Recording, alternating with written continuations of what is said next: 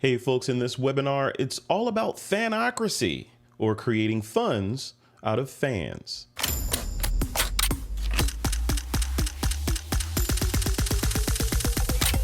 This is TWiP.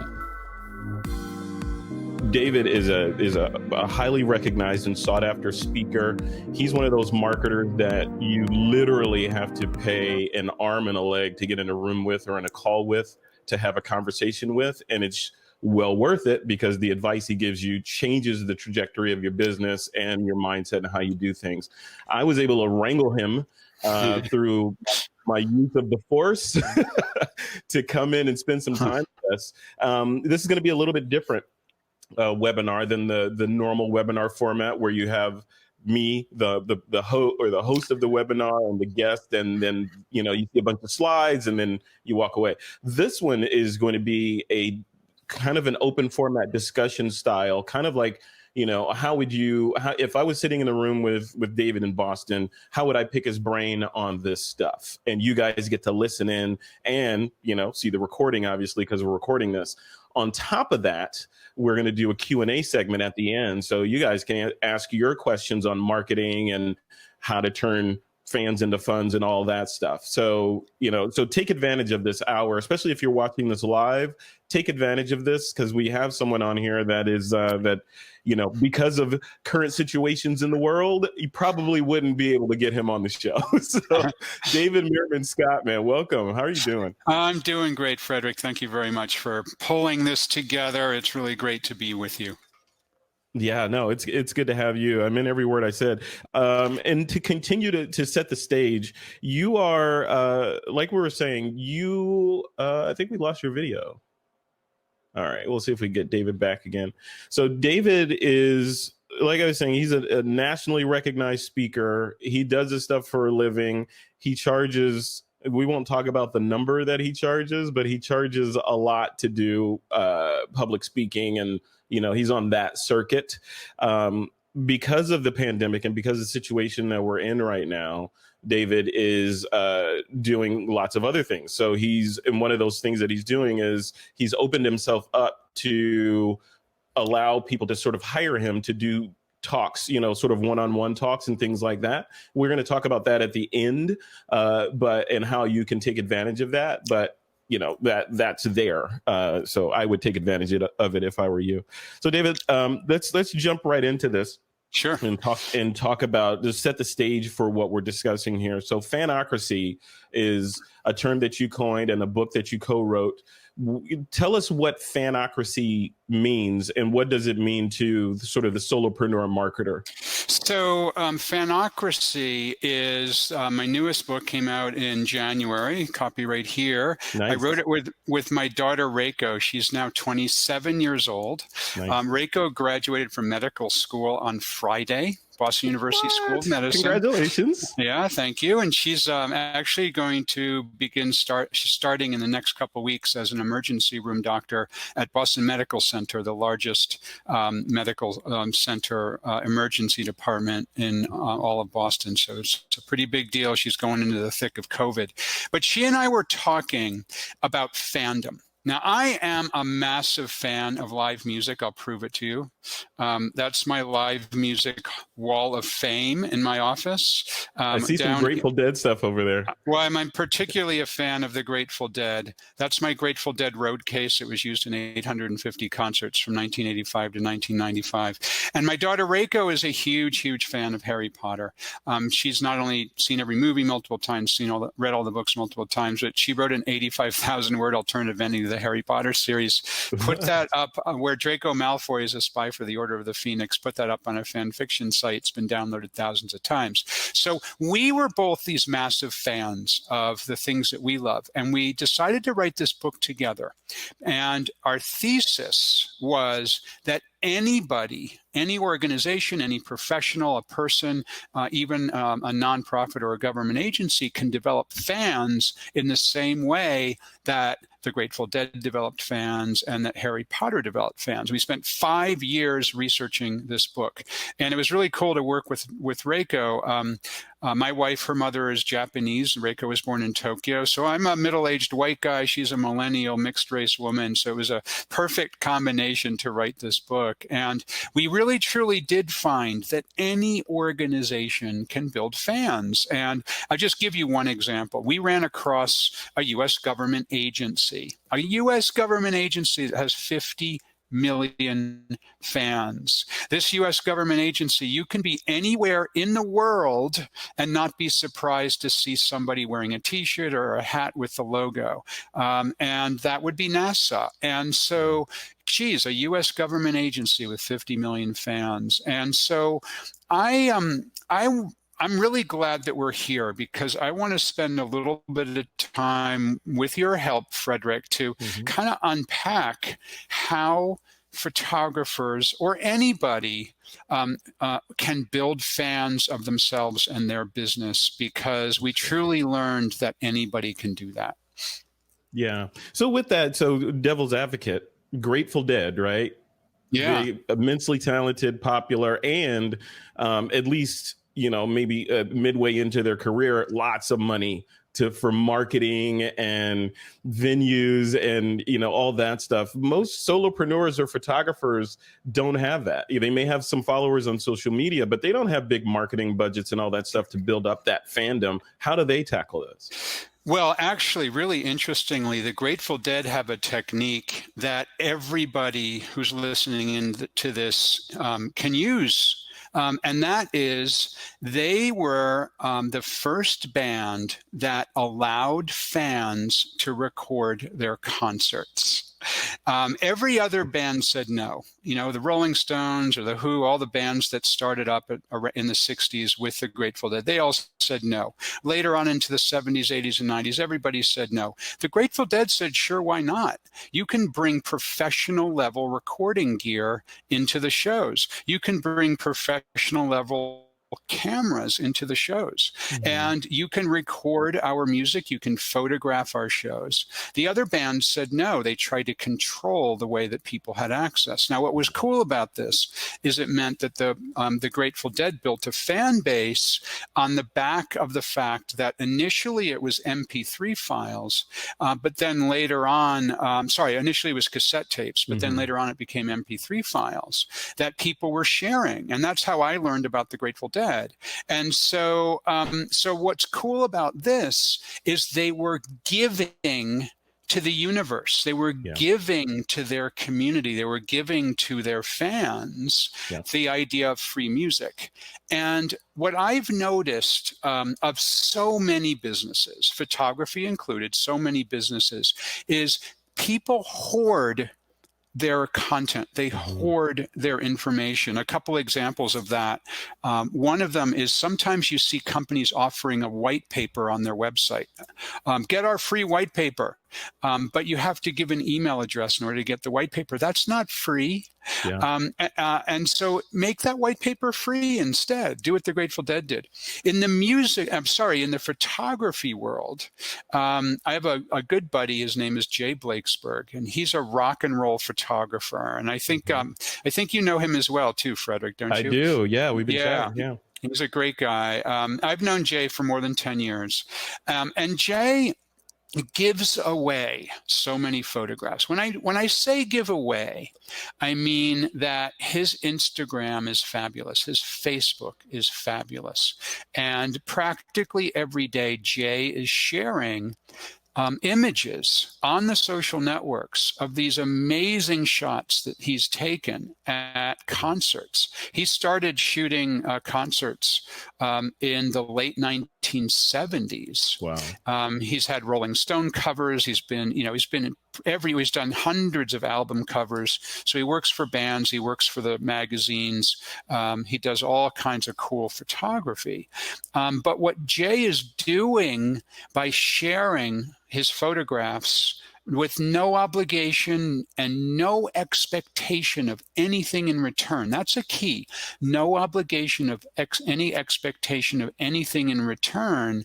That means that Jay is sharing to the universe his photos. Yeah. He's I think, I don't remember the exact count, but let's call it a dozen books. He's got something like a dozen different books that he's published.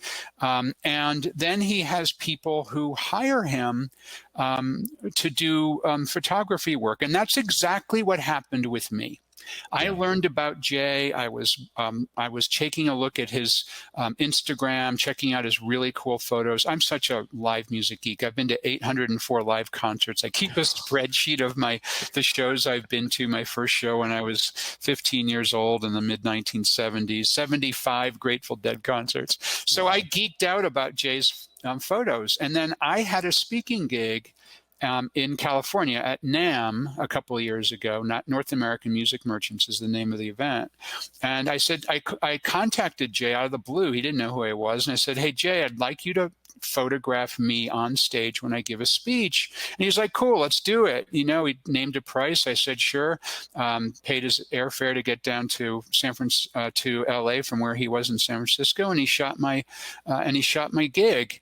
All happened because he gave away his photos on his social networks. Yeah. So the concept here around fandom, and this is not just photographers, this is for anybody, is give away things that that have value with no expectation of anything in return, and the universe will give back in surprising ways. I love that. I love that. So contrast that with how, putting on the marketing hat, taking out the photography hat, right? So as an internet marketer or online content creator, we're taught to, the idea of the ethical bribe, right? So what you mentioned before is, hey, give me your email address and I'll give you this thing for free. It's a fair exchange. And the whole idea of it being the money is in the list. You need a big email list so you don't have to rely on social media.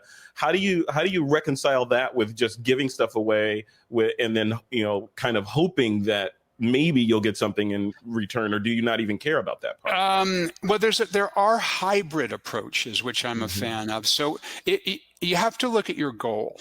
If your goal is to build an email list, yes, you can absolutely build an email list, but I wouldn't make the first offer that someone has to give up an email address, because that sets up a very adversarial relationship. Yeah. If you go to somebody and say, I have this really cool white paper, or I have this really cool photo, that you can take a look at, but you can't do it until you can't see my white paper, or you can't see my photo, you can't do this or that until you first give me your email address. That is setting up an adversarial relationship before you even know somebody, because you're saying, I'm not going to give you anything of mine unless you give me something of yours first. That's the same as if you walk into a party, and you walk into that party and you go up to somebody and you say, hello, I'm selling something. Give me your business card. Yeah. That doesn't work. What works in a party is you go up and you have a great conversation.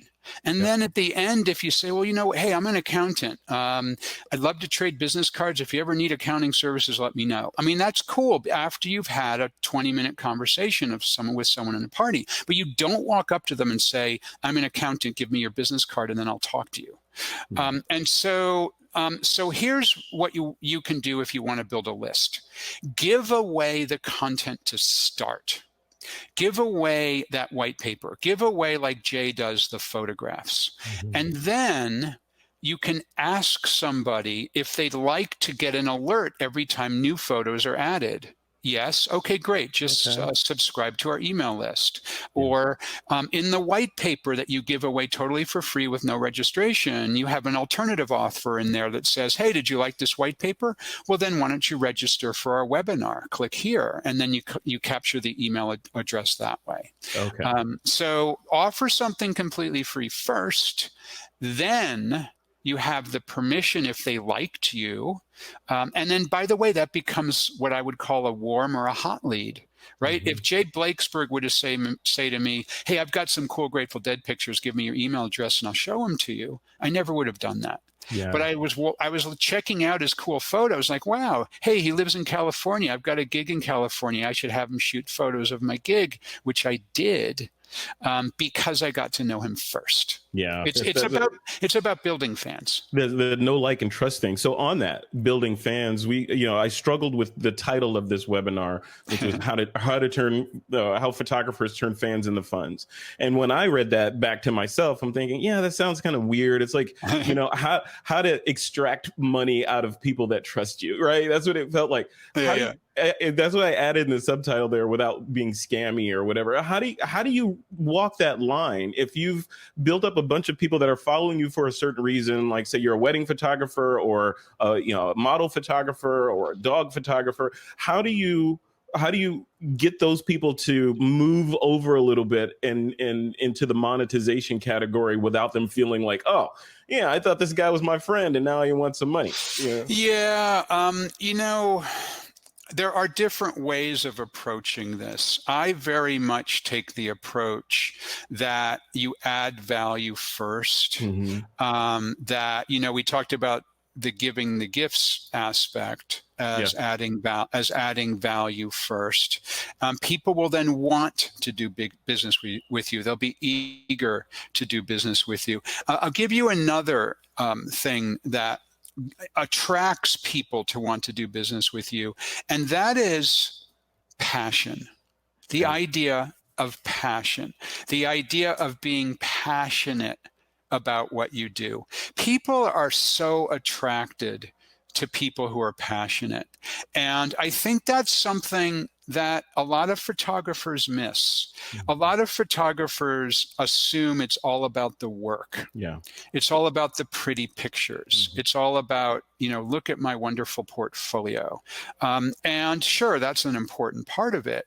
But the other part of it is that it's a personal business. You're going to invite someone into your home to shoot your home-based wedding. You're going to invite them into your place of business to shoot your executives for their portraits. You're going to invite them into wherever it is that you're having that photography done. My daughter, Reiko, I just mentioned her. She was my co-author on our book, Fanocracy, and just graduated from med school. She got married in June last year. We had the wedding here in our house, and I'll try to show you where the wedding was if I can. It was right there, right outside. That's awesome. Right outside in our backyard.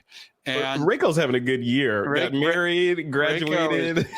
Can you imagine this kid I call her a kid. I still think of her as a kid. She got married. She wrote a Wall Street Journal best-selling book, and she got her MD, graduating from med school, all with less than 12 months of each other, which is kind of remarkable. Dave, you got to stop raising underachievers. Well, she has out-achieved me at age 27, and I'm her dad, so that says a lot, right? Yeah. Anyway, what was interesting about Reiko is I was really interested to learn how she chose her wedding photographer. So I want to know what did you specifically do, Reiko, you and Ben? And so they said, well, first we asked some of our friends if they had any suggestions and wrote any suggestions down on a list. Then we went and did a Google search, for wedding photographer Boston, see what pops up, and just check those out. And then we just kind of poked around, and we looked at websites, and we looked at portfolios, but we're trying to get a sense of who these people were. We then broke it down to, I think they ended up having 5 for a short list, reached out to all of them and invited 2 of them to present to them, and then they chose the one they liked best. And I said, well, how did you choose? What was so great about the one you liked best? And I'm paraphrasing, but what they said was, she was so passionate about her work. She was so eager to want to do our wedding.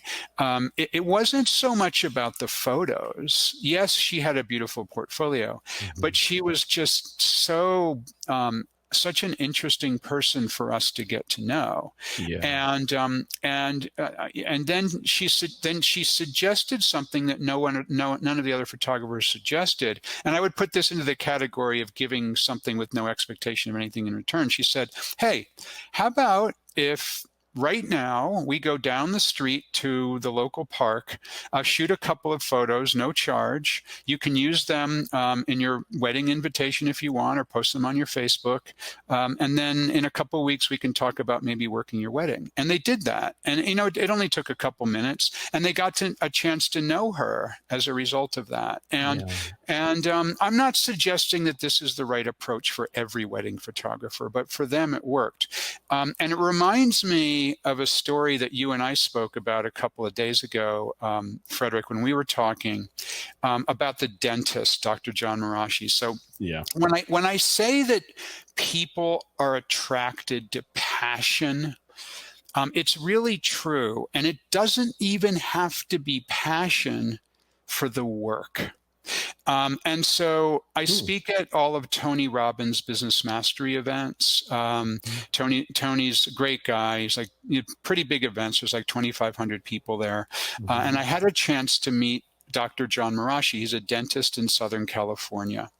And he said to me, "David, I'm having a difficult time because there's 10,000 or more dentists in Southern California, and we all have a similar website. Even we all use essentially the same template for our website.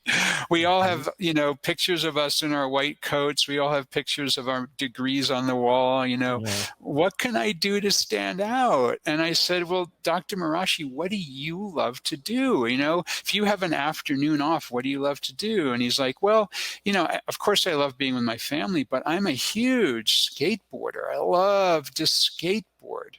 And I said, "Well, that's cool. Let's focus on skateboarding rather than dentistry." So, and you can check it out. It's Dr. John Marashi, Jon Marashi, and you'll find him right away.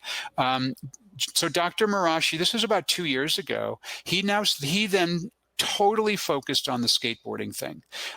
He has skateboards on the wall in his dental practice.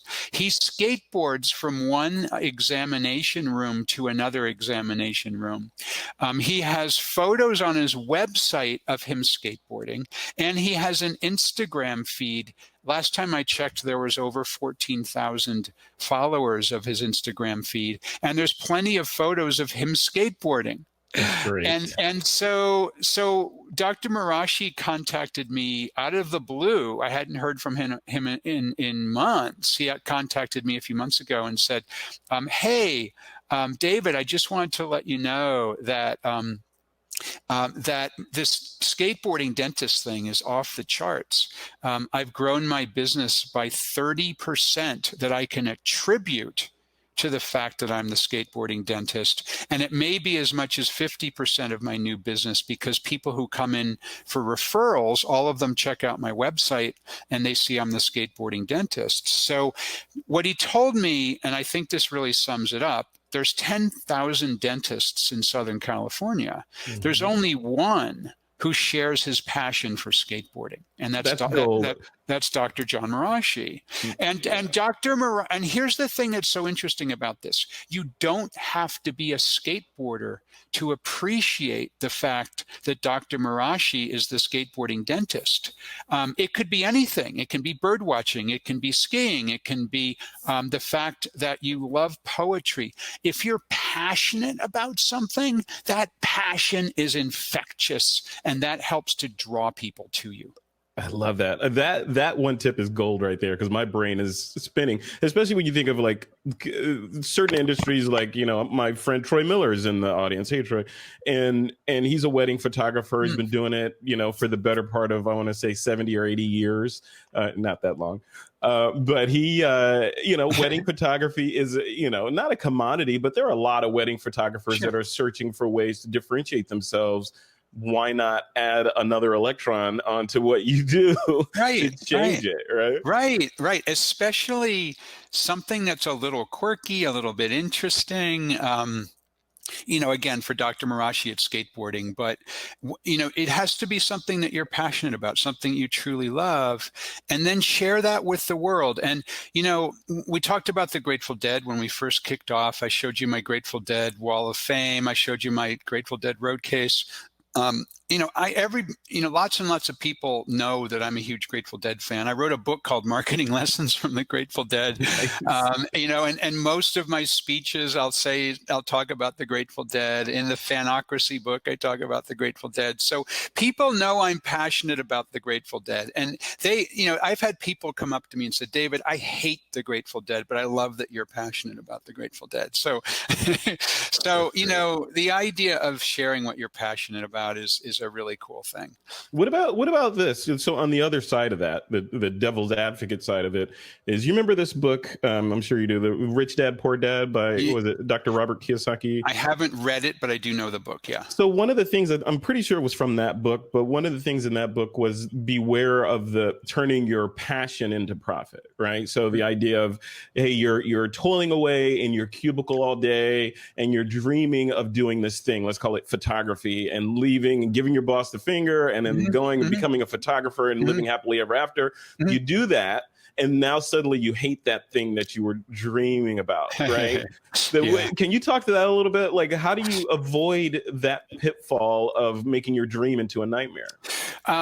Well, I can't really speak to the idea of quitting your job and doing the thing that you're passionate about. Yeah. But I absolutely can speak to, because I've spoken with literally hundreds of people about what they're passionate about. And there is no question that when you are passionate about something, when you love to do something, the people who you do it with become among your best friends in the world. And you become part of a tribe of like-minded people. Like, again, with the Grateful Dead, I've got some friends of mine who have gone to 25, 35, 40 shows with me over the years. They're among my best friends, even though we might only see each other 6 or 8 times a year. We trading texts all the time, trading emails all the time. They're really close because we're part of the same tribe. So we did learn, no question, in doing our research, that this is actually rooted in neuroscience. Reiko, my co-author in my book Fanocracy, did an undergraduate degree in neuroscience at Columbia. And so we really want to dig into the neuroscience, what's going on in our brains when we become a fan of something. And it turns out that being a part of a tribe is actually hardwired in our brains as humans, because when you're with your tribe, you're safe and comfortable. So, if you're with people who are like you're safe and comfortable. And it goes back to caveman days. When you're with your tribe, you're not going to get attacked by the tribe next door. It's also why if you get into a crowded elevator and you don't know anyone, you feel nervous. But if you get into a crowded room where you know people, you feel awesome. And so that person you described who loves photography, I would say, be wary of like quitting your job and giving your boss the finger and going into that as your line of work. But absolutely 100% find other people who are passionate about photography, connect with them, share with them, be part of a tribe with them, which is in fact what you're building here, Frederick. You're building a tribe of people who are passionate about photography. And, I heard you do a couple of shout outs to people. I actually saw a friend of mine, Mark. Hi, Mark Charette. How are you? Good to see you. Who I've been connected with on social media for quite a long time. But you're building a tribe right here of people. And that passion is really, really important. So can't really talk about, quitting and doing that passion, but bringing it into your existing business, me talking about the Grateful Dead all the time, Dr. Marashi talking about skateboarding all the time. Anyone who's listening into this is passionate about photography, but bringing that into your day job, that's cool stuff. I love it. Let's switch gears and focus on the website, right? So photographers, generally, I don't know. It's kind of in a state of flux these days because some people have a website, some people eschew the website just to have an Instagram page or whatever they want. It's no longer you have to have a website in order to be successful, but you got to have a web presence. So what are some tips around how that piece of the whole fandom, converting people should work? I actually think that everybody who is running a business, even if you're running your own business, one person, should have a presence on the web that they own. And, that could be a blog, it can be a website, doesn't really matter, but a URL that you control. And the reason for that is, sure, the social networks are great, Instagram, YouTube, Facebook, whatever. But the problem is you don't own that real estate. The social network owns that real estate. And they can change at a moment's notice. They could delete your account if they wanted to. They could change the algorithm and not show your content in the way you want it to be shown. There's a lot of people, for example, who invested a lot of time and effort into building a Google Plus profile. I'm one of them. I spent a lot of time on Google Plus. Did too. Yeah, and Google pulled the plug. It doesn't exist anymore. And that's the risk you take when you only have an online presence through social networks. So my recommendation to everyone is have a presence that you own the URL, that it's your real estate. And sure, you can still then use the social networks, but have the real estate that you own and try to drive people to that real estate that you own rather than having them only exist in a social networking place. I kind of think of that like if you're renting, or you live in a neighborhood and you've purchased a house and there's a homeowners association there. Yeah. So having your website or your presence somewhere like that means there's somebody else that can tell you what to do. Yeah, I think that's right. Yeah, absolutely. So we have the hour's going, so we have about 30 minutes left on this. I want to transition into you wanted to talk a little bit about stock photography. Yeah, in that world, I know you had the bane of my world. You have some things to say about that, David. What's up? I do. So well, we could play the video, but a little bit of a setup is, gosh, do I hate how so many businesses use stock photography of people. Now, I don't have an issue with stock photography of, I don't know, a cityscape or a tree or, something like that. But the problem with stock photography of people is that everybody knows what it is, and it's not good branding. So I've talked about it at a lot of my speeches, and I don't know if do we have enough time to play that little clip? Yeah, Frederick? Absolutely. Let me bring it up. You said, I'm going to cue it up to what you were talking about. It's like 18 minutes in, right? It's 1853. Everyone's multicultural people staring into computer screens. Oh, I went a little bit too far. Here we go. They're ineffective when they're being innovative. Okay, here we go. We'll just let it. Okay. I can't get it exact, but we'll put and I'll just set the scene. This is it was an interesting speech I delivered because it was in the round. About 800 people in the audience, but it was in the round, and so I had to concentrate on where I'm facing all the time. And you'll see me, I'll move around a little bit. And there were 5 cameras shooting, which was really cool. And it was great lighting, and it was a wonderful audience. So it was really fun. Yeah, you're like spinning around in there, I bet. Yeah. I know. Well, I didn't want to face everybody. Okay, so here's the riff I wanted to share. Okay.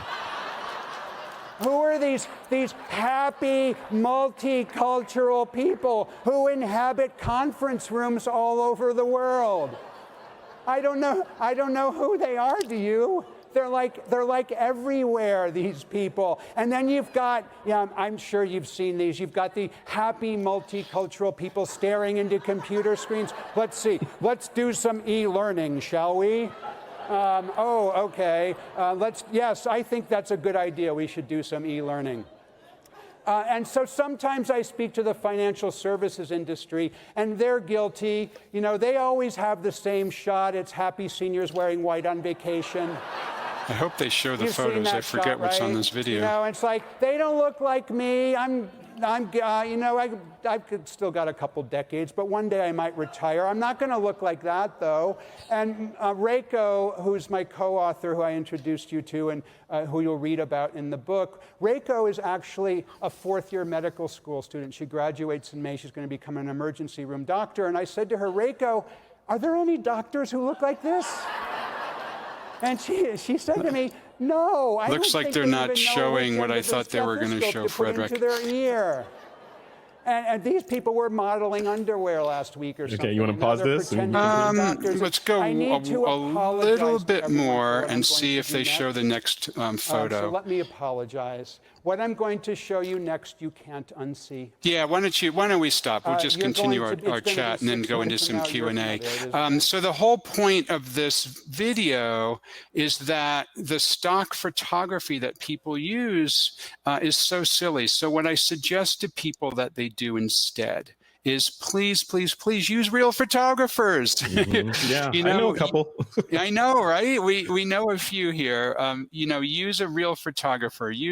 Have a photographer shoot pictures of your employees, of your customers, rather than using those stock photos. And it's kind of a fun moment in the speech because everyone can relate to it, and you hear the laughter because everyone can relate to the silliness of stock photos.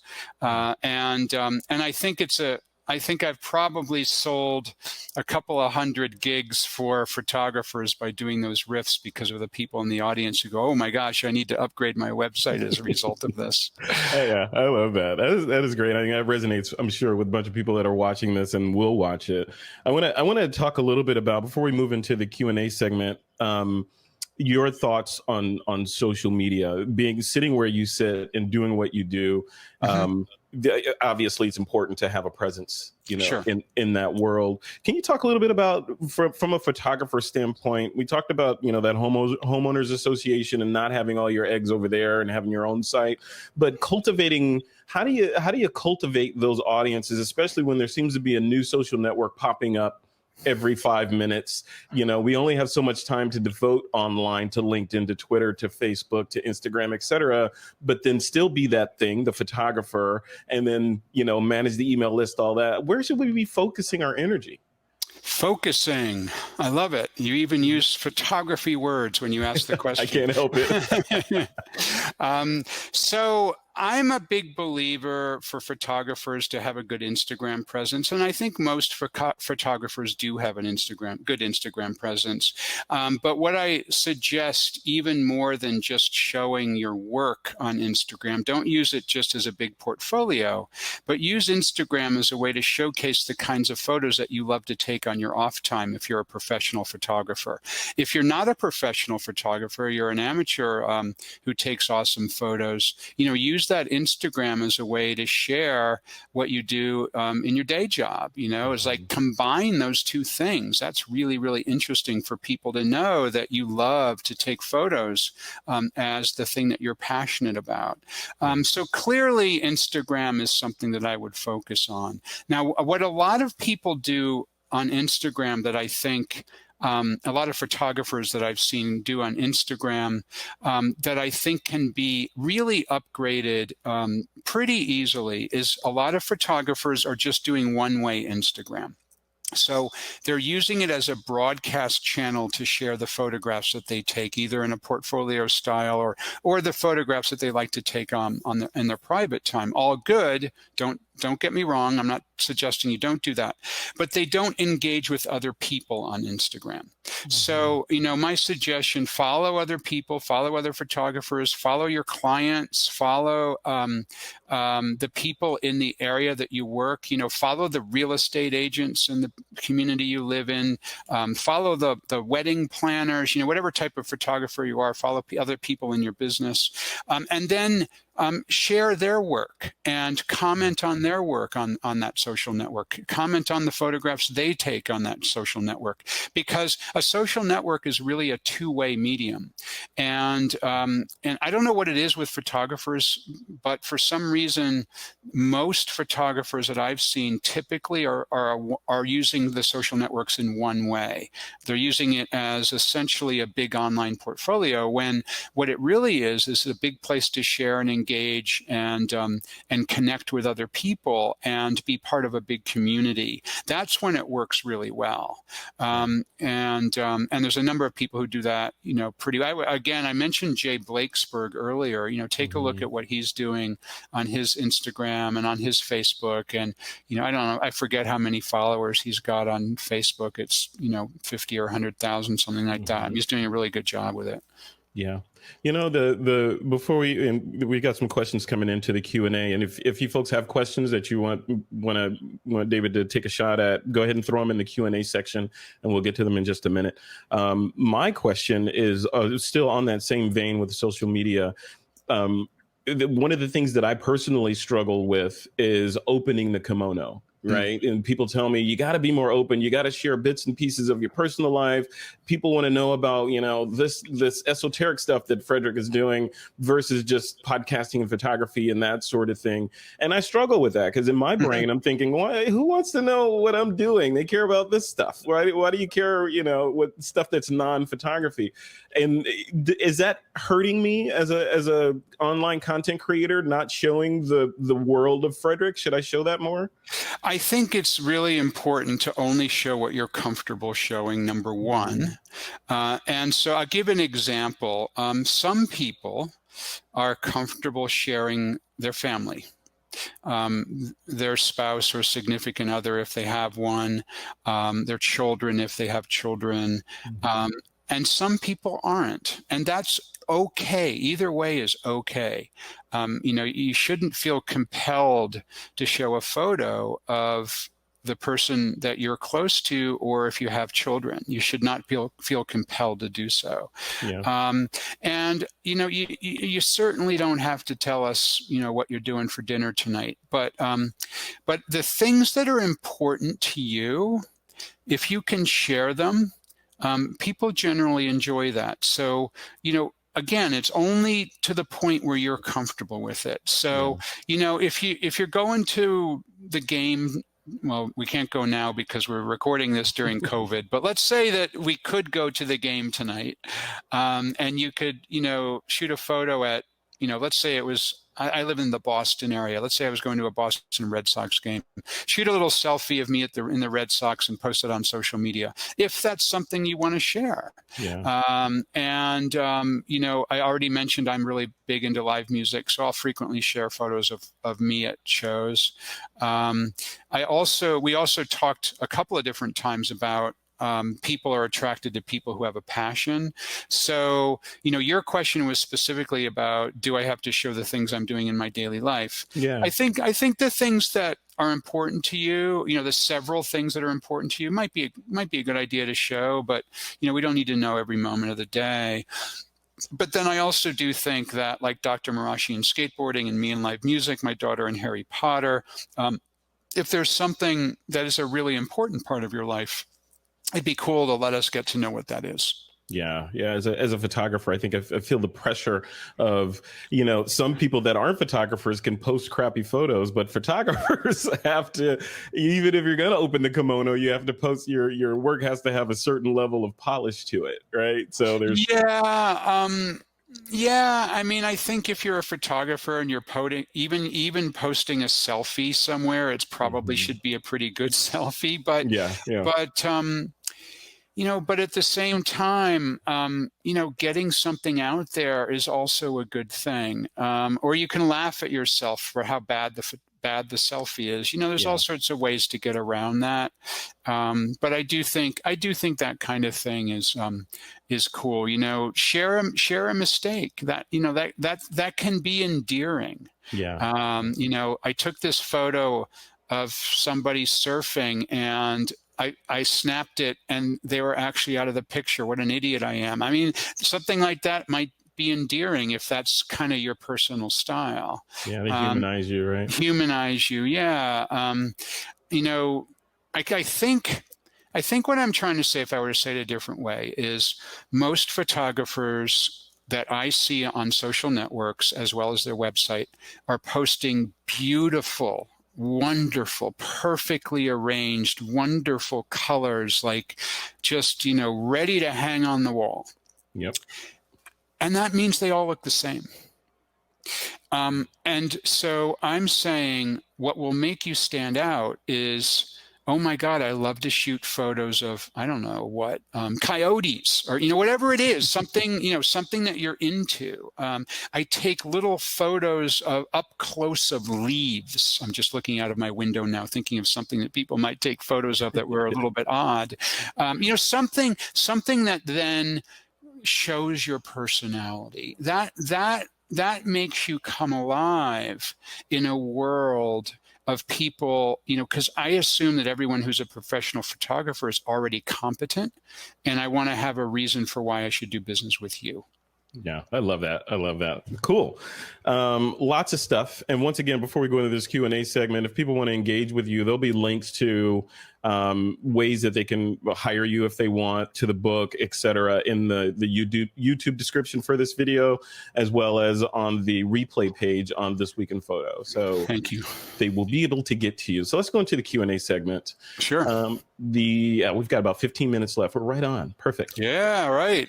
Steven says, how do you balance giving work away with the recent developments on Instagram and losing control of your rights to your images? Oh my gosh, that gets into an area that I can't claim to have any knowledge on. I'm sorry to say. I know it. That happens to me all the time. I'm a writer. I'm not a photographer. I'm a writer. Yeah. And I'm constantly sharing my writing on my blog and on my social networks. And I'll do a Google search on a random sentence in one of my blog posts, and I see it everywhere. So, this is not legal advice, and I don't know the legal aspects, can't comment on that at all.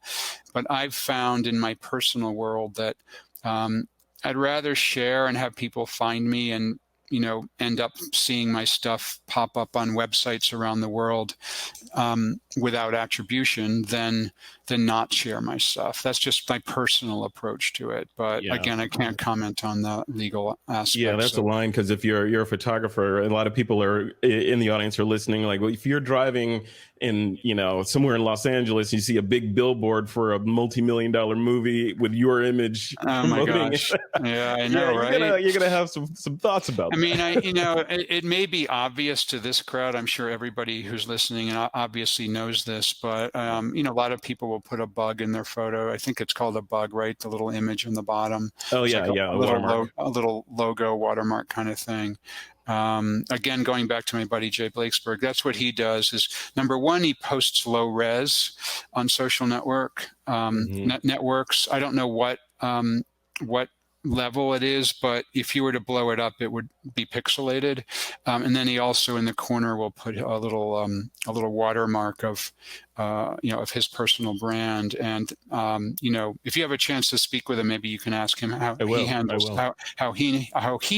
that. But that's one way I've seen it handled is post low resolution in social networks and put your watermark. I don't mean a big watermark over the whole thing, but a little tiny one in the corner.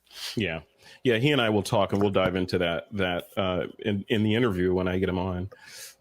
John Norris is up next. I'm not sure if you can answer this question, David, but he says, I hit a brick wall at 1,200 followers on Instagram. How do you grow fans without having to pay Instagram to promote posts? Oh my gosh, yeah, the bane of Instagram, paying to promote posts.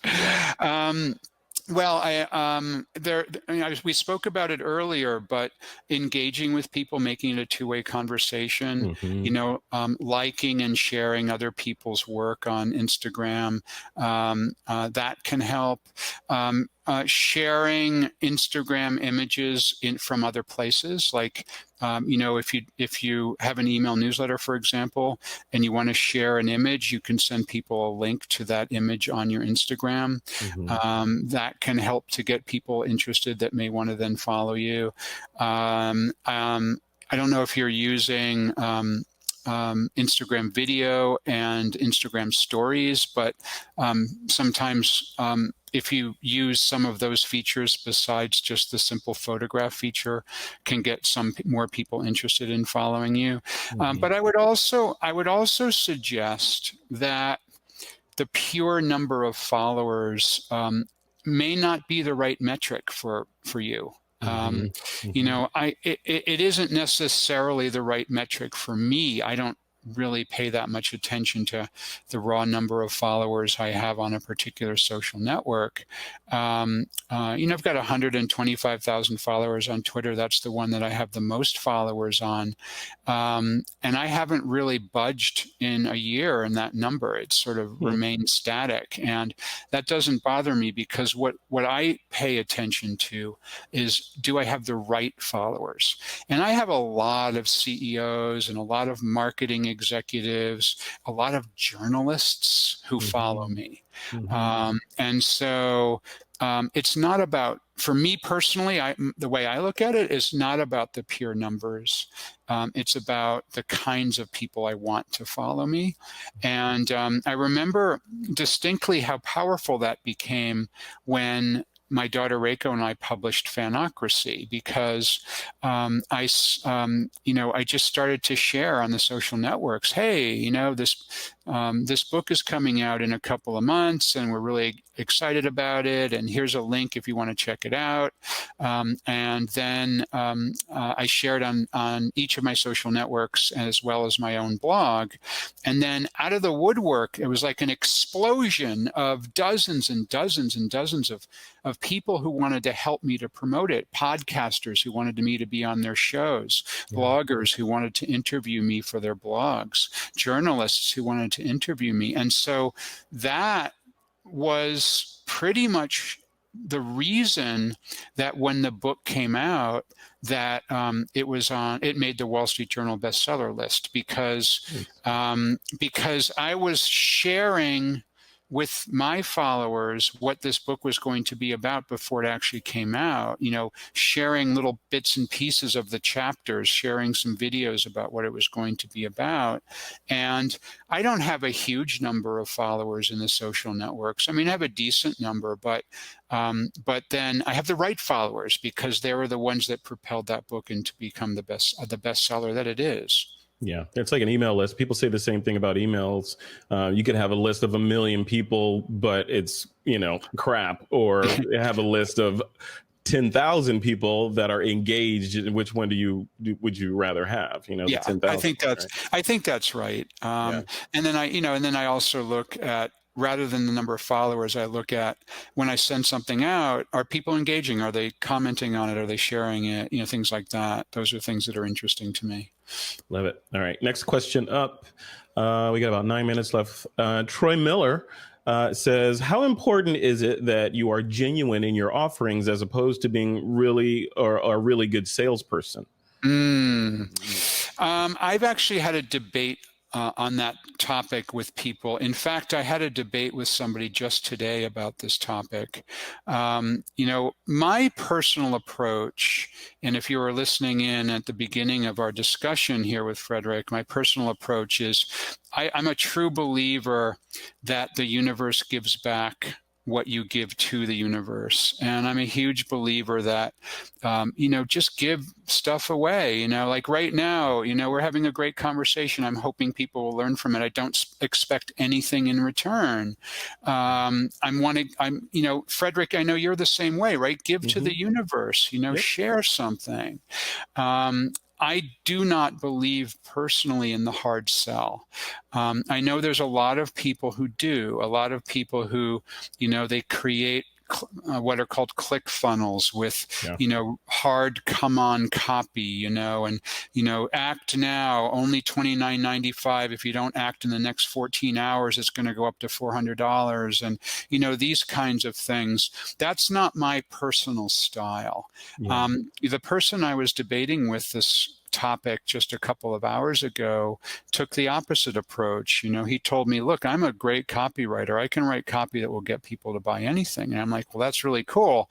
That's just not the approach that I take. I prefer to put myself out there, and if people feel like they had something of value, maybe they'll come check me out.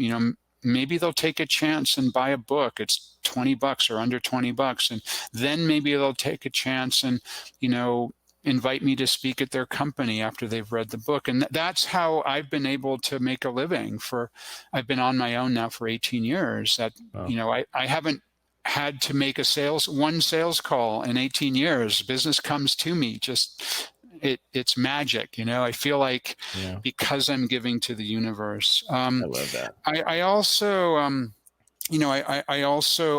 people are surprised I don't have an email newsletter. I do have a way that people, if they want to, can subscribe to receive my latest blog post. And I blog at least once a week. So that's where I'm pushing out content. And so if they want to see my content in an email channel, it comes in the form of the latest blog post announcement. And that's something else I got in a debate with someone. Well, you should have an email list, and you should be marketing to your email list, and you should be selling stuff to them. I can help you to convert your email list into $10,000 a month of revenue. I'm like, that's not really what I'm about. It's not my game. Sorry. Yeah. Well, that's interesting. One thing before we go on to this next question from our buddy Mark Charette, is about my question is about frequency. You mentioned blogging once a week, right? So a lot of us put out a lot of content, especially me. Every week I put out several different kinds of content. It's a lot of work, and it's, I love doing it and been doing it for years. But how much is too much and how much is not enough? Right? You don't want people sipping from the fire hose, but then you don't want them thirsty. So what's the best way to do it? There's no really one right or wrong answer to that. I generally feel that there's a couple of factors at play. One factor is how much do you enjoy and want to contribute in the form of content? So that's an important factor. Yeah. It shouldn't feel like work. It shouldn't feel like it's a drudgery to create the content, because you're unlikely to keep it up if it feels that way. Mm-hmm. The second thing is reasonable consistency is a good thing. When I say reasonable consistency, what I mean by that is if you're blogging once a week, and then you miss 1 week, nobody will notice. Mm-hmm. But if you're blogging once a week and then you miss a month, people will get concerned. They haven't heard from you. Yeah. And so I think reasonable consistency is a good thing. The third observation, this is what works for me, is I don't find time to do my content creation and my social networking. I fit it in to my regular day, especially the short form content. By that, I mean Twitter, Instagram, LinkedIn, and Facebook, quick posts. I don't mean the long drawn out posts, but the quick posts. If like for example, a perfect example, you and I connected a little bit before we started this webinar. And just before I connected with you, I just went into the social networks. Hey, what's going on? Maybe I should send a tweet. Maybe I should check out a couple of Instagram feeds from my friends. I had like 4 minutes. And rather than sitting around and staring into space for 4 minutes, that was an opportunity to do a little bit of social networking. Most of us are not going out these days, but if I were waiting in line at the supermarket, I'd be poking at my iPhone while I was waiting in line. If I was at a movie theater waiting for the film to start and I wasn't with anybody, I would be poking at the iPhone, checking my social networks. So especially for me, in the normal situation, I travel all the time. I do 30 or 40 speaking gigs around the world every year. And so I'm either in an airplane before the doors have closed or waiting in an airport lounge. That's a time that I do my social network. So it doesn't feel like 2 hours a week, which is actually about what it is, because it's in tiny chunks throughout the week. Yeah, they say, how do you eat an elephant? One bite at a time. Yeah, right, exactly right. And people say to me the same thing. I've written 10 books. Behind me here, every single book on that bookshelf that you see is either one of my books in English, one of my books in a translated version, they're in 29 languages, Nice. or books that I blurbed. How in the world, David, people say, have you written 11 books in 18 years? And I say, it's really easy to write a book if you think of it not as 75,000 words, but rather think of it as 150, 500 word blog posts. That makes it easy. Yeah, different ideas. Here's Mark Surratt's question. He says for the Q&A, how do you feel about behind the scenes of photography? Is it too salesy, or maybe or maybe people not that interested? Good question, Mark. And hey, thanks for, I love seeing your name pop up on the stream here, Mark. I think it's really cool. As a non-photographer, I think it's cool to see what's going on behind the scenes. I think it's cool to know what the setup is that people are using, as long as we're on that subject. Here's my setup. I have I'm actually using a DJ stand. Oh, nice. For my when I do something like this, and then I have an external camera that I just hang on the back of the computer, so I'm able to see what's going on in the computer. I've got my thing, and I'm using a headset now. I normally have wireless, but I wasn't able to make it work just now. Mm-hmm. And so I think people like that behind the scenes. I know I personally really like seeing that behind the scenes. And I'm just a focus group of one here, but I think it's cool. Okay, cool. We're at the top of the hour, and we've got about 4 more questions. Do you feel like you want to take these, or should we? I'll answer them quickly, but yeah, okay. let's do them. Okay. The next one is Michael Rhino. Michael says, as a landscape and nature photographer, I struggle a bit with trying to market the sale of photos without coming across as being spammy. Any thoughts for him? Interesting. Yeah. I think that the idea of, again, we've talked about it a number of different times in a number of different ways, sharing those photos on the social networks, and then having an opportunity for people to be able to purchase them is really cool. But then I would also, in a situation like that, I would love to see a video of you sharing with us what you love about nature, what you love about nature photography. You know, it's interesting that not a lot of still photographers are ever in front of the camera, the video camera. I mean, Frederick, you're a great exception. You're like always on the camera, like we are right now. But I live here. I mean, I would love to see that nature photographer, landscape photographer, telling us, you know, every once in a while sharing on the socials, or having a video on your website that talks about why you're so passionate about this. When did you begin the passion? Were you always into it, even when you were a kid? I mean, those things are really interesting, and video is a really cool way to reach people. Yep. Cool. All right. Next one is from my buddy Jay Patel. Hey, Jay Patel. Jay says, I'm at a loss. Why would a fine art photographer engage with other fine art photographers? Would it not make sense to engage with interior designers, art directors, property managers, and more? Definitely the latter. I would certainly engage with all of the professionals that are in and around your specialty, your area of expertise. And I can't speak to fine art photography as a niche profession, but I can comment on marketing book authors, which I am. I'm a marketing book author. Mm-hmm. And it's fascinating to me how much marketing book authors support one another. We don't consider ourselves rivals or competitors. And so if one of my and I have very good friends, Seth Godin, Jay Baer, you know, on and on of people, Mitch Joel. These are my friends. They also are marketing authors. When they have a new book, I will happily promote it for them. When I have a new book, they'll happily promote it for me. And yeah, there's a certain amount of give to get there, but we're genuinely interested in each other's work.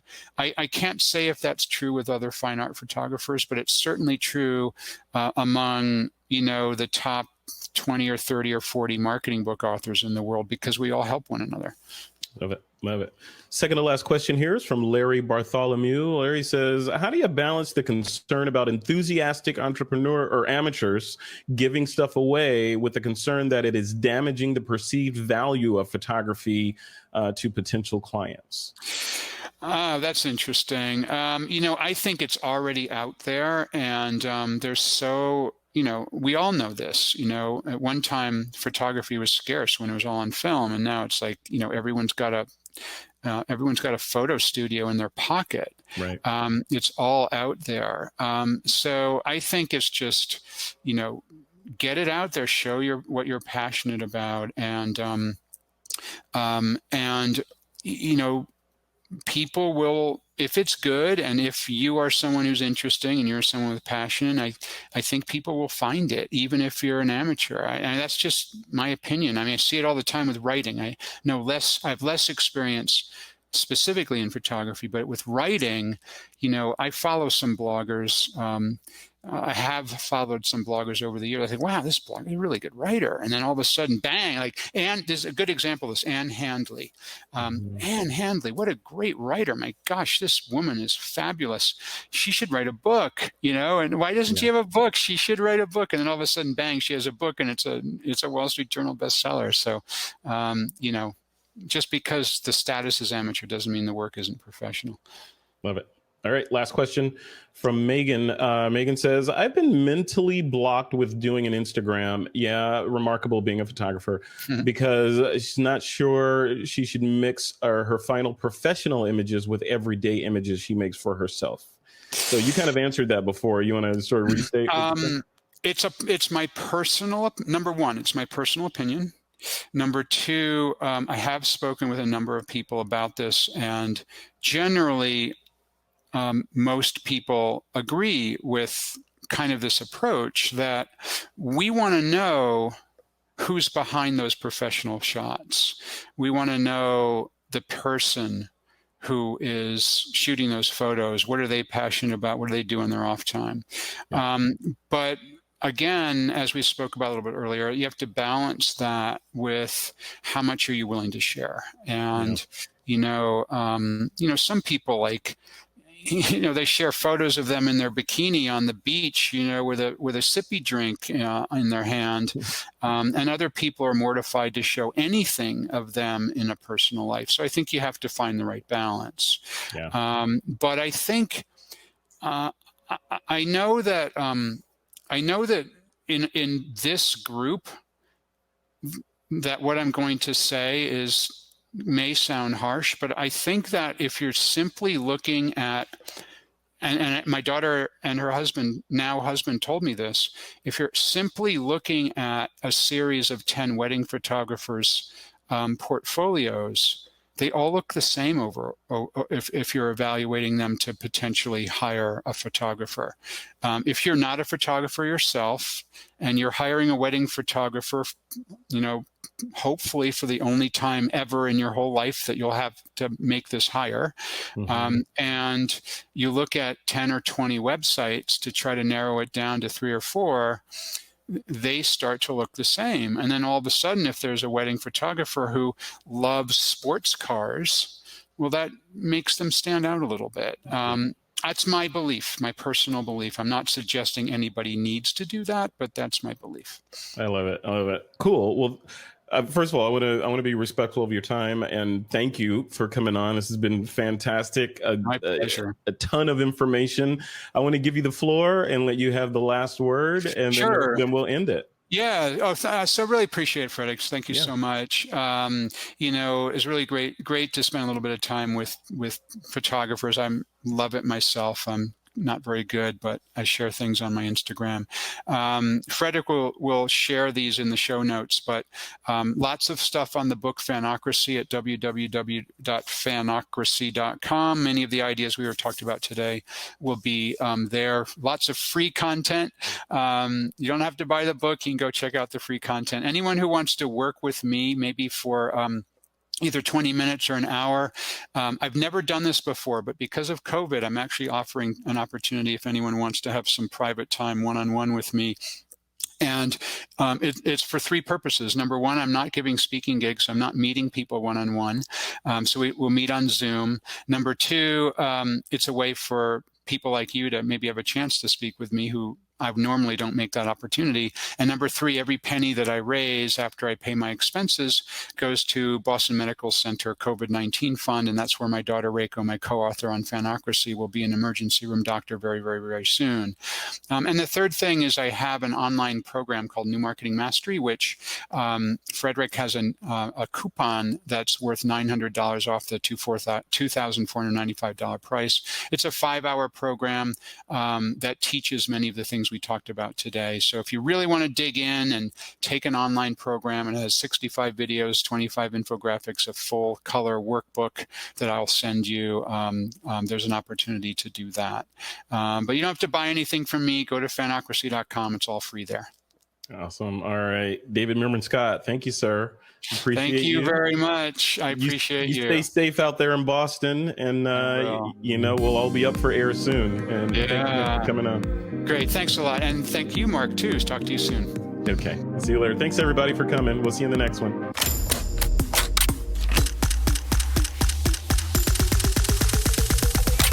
This is TWiP.